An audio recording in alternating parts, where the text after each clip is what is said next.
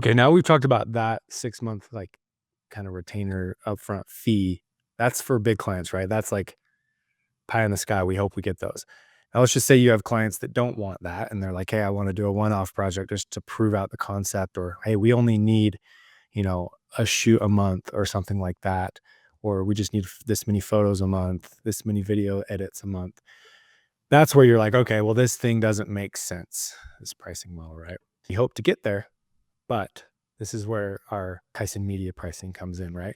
And this is, I swear I change this almost every time I do a pitch or I send this to a company because I learn more about what companies need. And so I add things to the pricing. But this is a cool pitch deck that I've had for a lot of years that I've sent to a lot of clients, and it works. I think it explains itself pretty well. Tyson Media pitch pricing deck. So inside, this is a pitch deck, right? This is something that's cool. It's professional. It's something that companies love to see because it looks professional, right? And you don't want these things to live on your website, in my opinion, just because things change so often. You don't want to be held accountable to things that are on the website that might be outdated. So that's what I mean by, like, I'm updating this constantly. So I have a quick section that maybe they want to look at some of the videos that I've done, even though I've hopefully shown them these and they've seen some of my stuff already. Brand content, direct response ads, social media content, one company. So this is kind of like, hey, if you want to see something, this is kind of pitching the long-term retainer thing, like one company, this is all the stuff we can do for you. Reiterating the in-house creative team. They doubt they even read all this. Processes, services, things that you already know at this point. Okay, so this is the good page. This is where they want to get, right? So, all right. So just so you understand, if you're partnered with us, this is what we're going to show clients. We're going to show this to companies. And then the model's great. It's complicated, but as you work with us, you're going to learn a lot of this as we go. So in here, we charge 100 an hour for video editing.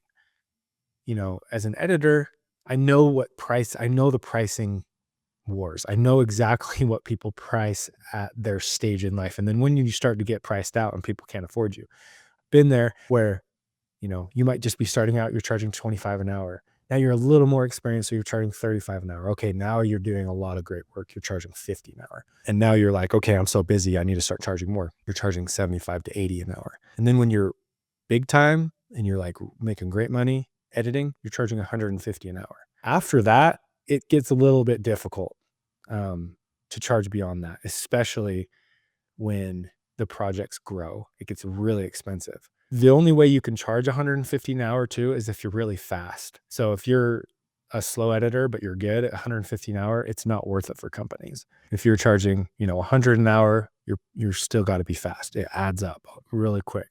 So something that might take me 4 hours to edit, what is that? $600 might take someone 8 to 10 hours to edit, and they can't charge that much. So it kind of evens itself out. So maybe they charge 50 to 25 to 35 an hour and it becomes the same price. So that's kind of the pricing where we deal with as filmmakers. So I've settled kind of in the middle, and this is how my structure works. We've got 100 an hour, and if you're coming into my company and you're just working for my company as an intern or someone that's new, that's learning our systems, you just work here and you're helping with our companies, you're not managing, 25 an hour.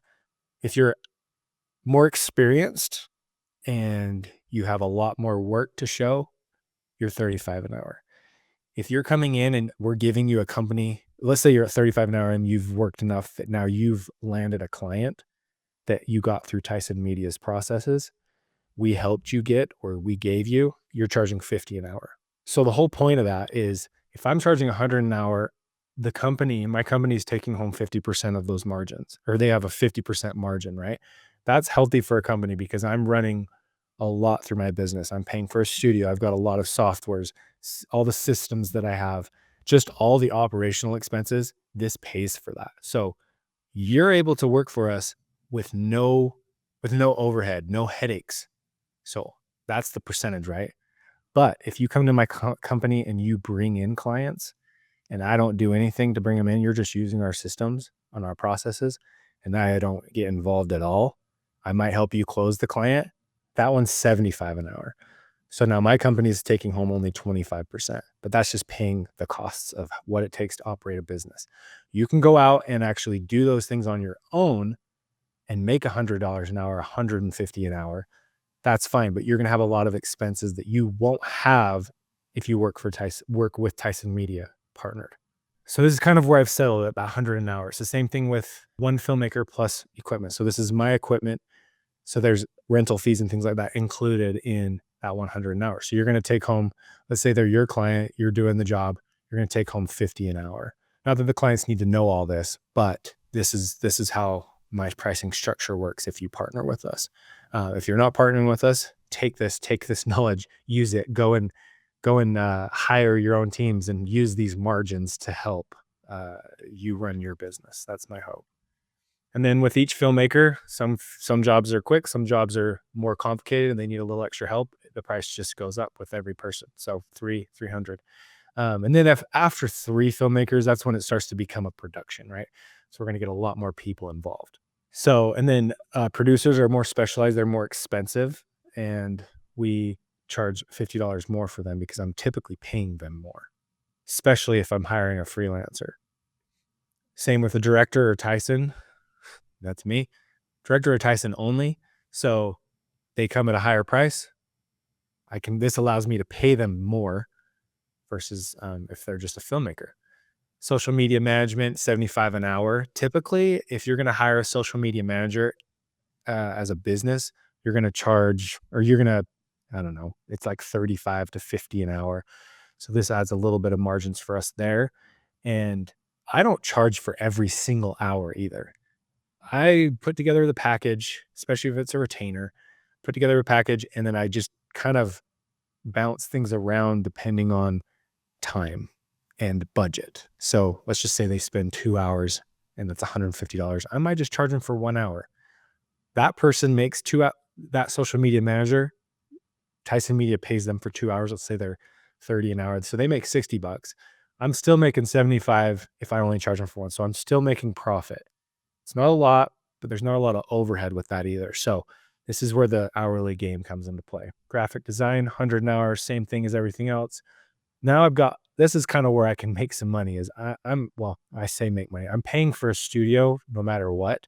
So anything I can make that helps pay that payment, it's just helping the business. So, and then I offer consulting. So if I'm coming into a business and they just need me to work with their filmmaker or their photographer and just give my advice, it's a lot more expensive because I'm trying to get them to do one of these so I don't have to do anything. But if they want my time, they're going to have to pay for it.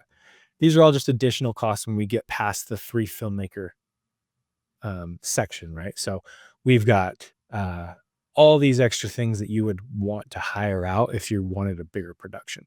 So all this stuff ends up working into this right here, right?